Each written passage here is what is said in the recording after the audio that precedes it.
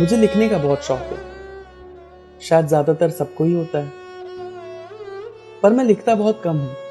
लोग कई बार पूछते भी हैं कि भाई बहुत दिनों से कुछ लिखा नहीं। उनको कौन बताए कि मेरे भीतर का लेखक मौसमी है। जिस तरह चमेली का फूल हर साल अगस्त से जनवरी तक ही निकलता है, उसी तरह मेरे लेखन का भी एक मौसम है। हालांकि चमेली की तरह इसका कोई मौसम तय नहीं है, बेमौसमी मौसम है।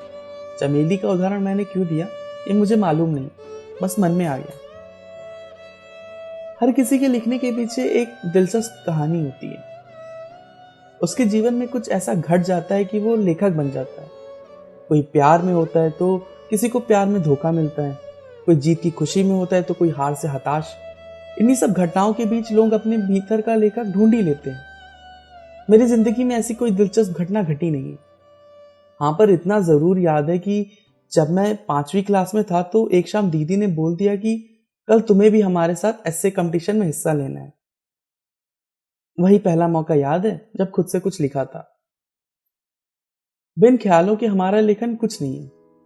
मेरे भीतर ख्याल तो बहुत खूबसूरत आते हैं, पर मैं उनको उस क्षण लिखने में कोताही कर देता हूँ जब वो आए हुए होते हैं। इसी वजह से वो ख्याल बस ख्याल ही बन के रह जाते हैं। ऐसे खूबसूरत ख्याल सुबह के सपने की तरह होते हैं। अगर आपने उठते ही किसी को नहीं बताया तो फिर वो याद आने से रहे। शायद इसी वजह से मैं अब तक बस अपने ख्यालों में ही एक लेखक हूँ। ख्यालों का आना बहुत जरूरी है। हमारे जीवन के ज्यादातर खूबसूरत पल हमारे ख्याल ही हैं। अपने ख्यालों में हम वो सब सोच लेते हैं जो असलियत में पॉसिबल ही नहीं है। ख्यालों की भी एक विशेषता होती है, उनकी कोई बाउंड्री नहीं होती, सभी सीमाओं से परे। गरीब अपने ख्यालों में अमीर होता है, अपराधी अपने ख्यालों में निष्कलंकित होता है, और शाम को अपने घर से बाहर जाने की इजाजत ना पाने वाली लड़की, मोटरसाइकिल पर घूमता हुआ आवारा लड़का। ख्याल है, कुछ भी आ सकते हैं बिना किसी रोक टोक के। बराबर ख्यालों का आना ही हमें बताता है कि हम जिंदा हैं। जिंदा होने के एहसास के लिए ख्याल उतने ही जरूरी हैं जितना रगों में खून का बहना। पर मैं अपने ख्यालों में कुछ अठरंगी नहीं कर रहा होता हूँ। मेरे ख्यालों का मुख्य आकर्षण मैं खुद ही रहता हूँ। कभी कुछ लिखता हुआ, कभी कुछ सोचता हुआ।